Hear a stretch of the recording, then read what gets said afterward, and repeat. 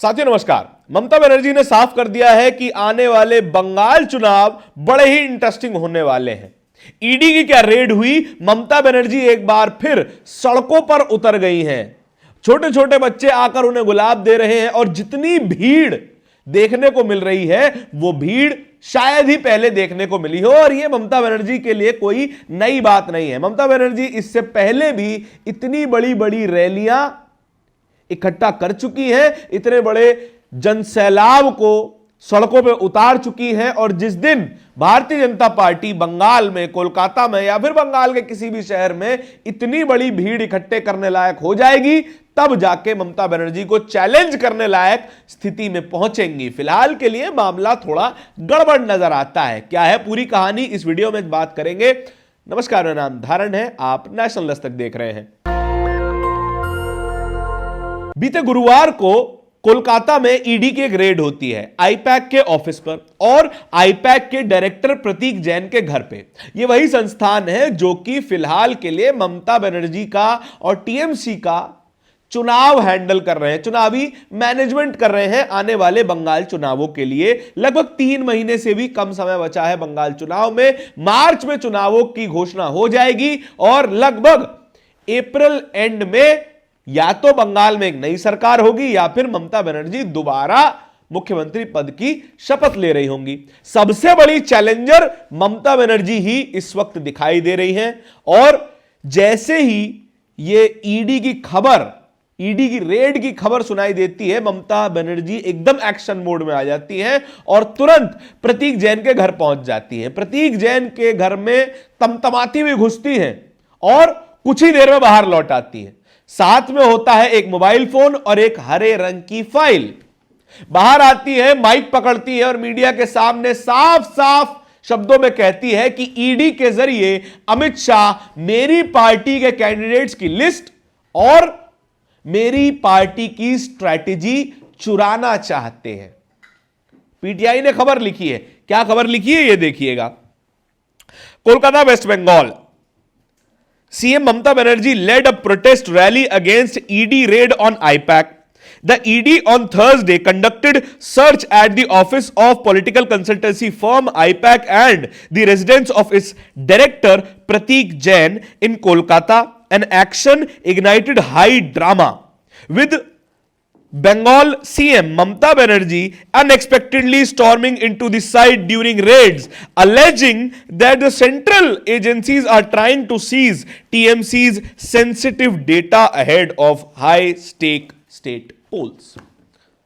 ममता बनर्जी ने एक बड़ी रैली ऑर्गेनाइज कर दी इसी रेड के खिलाफ। और ये रेड के खिलाफ ही नहीं, जो अधिकारी इस रेड में शामिल थे कोलकाता में उनके खिलाफ एफआईआर भी दर्ज कर दी है। इस स्तर की राजनीति बंगाल में फिलहाल के लिए चल रही है। और अभी तो चुनाव 3 महीना दूर है।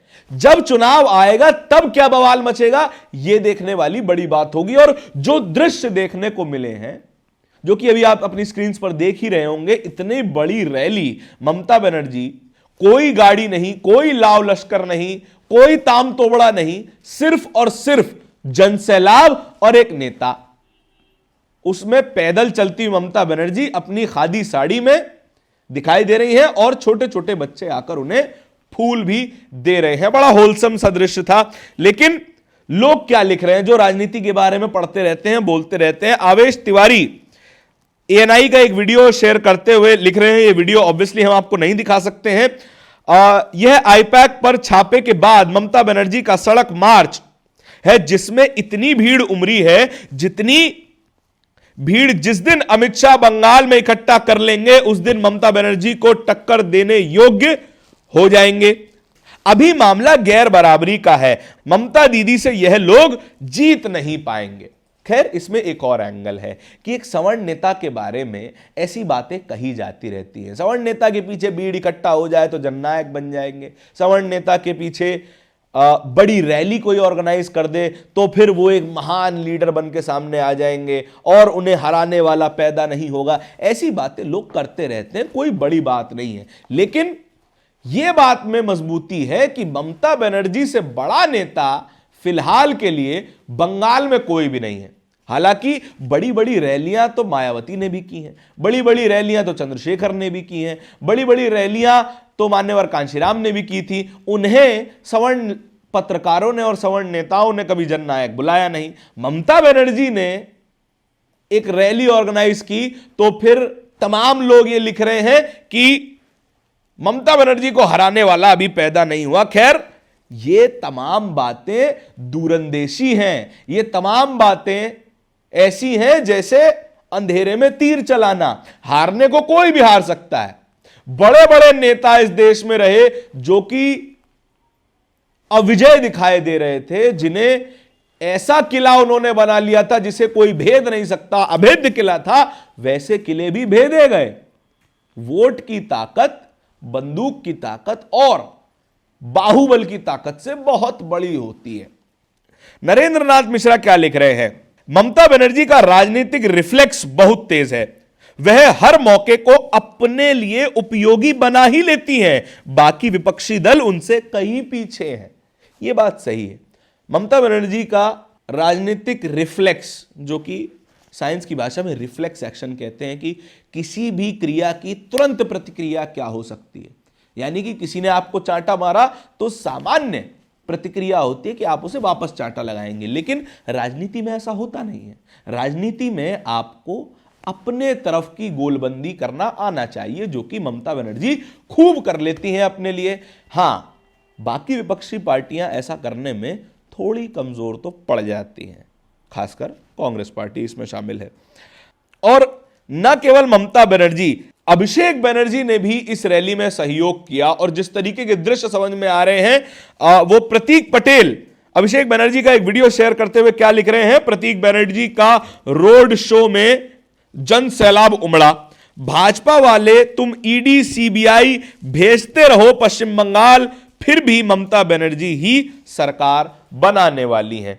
आगे देखना यह होगा कि होने क्या वाला है। लेकिन एक खबर इसमें और है कि जिस दिन ये रैली बंगाल में हो रही थी, उसी दिन उसी समय दिल्ली में क्या घट रहा था? दिल्ली में जो तमाम टीएमसी के सांसद, राज्यसभा लोकसभा सब मिलाकर होम मिनिस्ट्री की नई नवेली बनी होम मिनिस्ट्री के सामने धरना दे रहे थे, क्वेश्चंस पूछ रहे थे कि भैया अगर आपको एजेंसीज का इस्तेमाल ही करना है तो फिर ठीक चुनाव से पहले क्यों? क्या इससे पहले आपको स्कैम्स की याद नहीं आती, या इसके बाद आपको स्कैम्स की याद नहीं आती?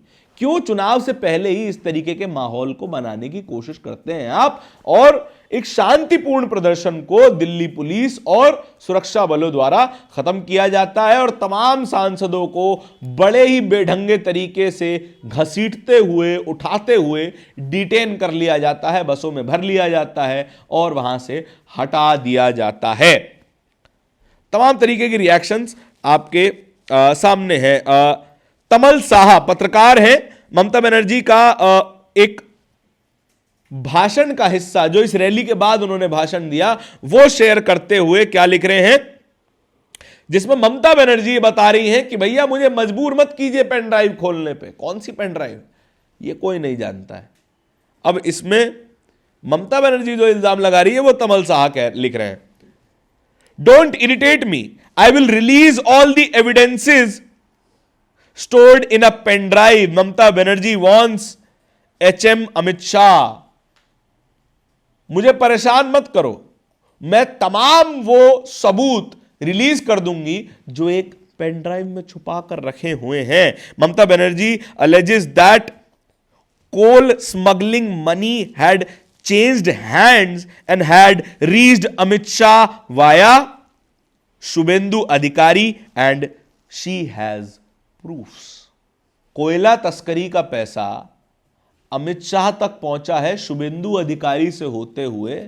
वही शुभेंदु अधिकारी जो टीएमसी छोड़ चुके हैं, अब भाजपा पहुंच चुके हैं, वो शुभेंदु अधिकारी और दो लोगों पे इल्जाम लगता है। अगर उन्हें परेशान किया जाएगा तो फिर वो तमाम दस्तावेज, वो तमाम एविडेंसेस बाहर आ सकते हैं। खैर, इस खबर के बारे में आपके क्या विचार हैं कमेंट सेक्शन में बताइएगा जरूर। खैर, इसी तरह की वीडियोस को देखते रहने के लिए नेशनल दस्तक को सब्सक्राइब जरूर कीजिएगा। बहुत बहुत धन्यवाद। दस्तक की आपसे गुजारिश है कि अगर इसको बचाना चाहते हैं तो नेशनल दस्तक को सब्सक्राइब करने के लिए रेड कलर के सब्सक्राइब बटन को दबाएं, फिर बेल आइकन की घंटी दबाएं।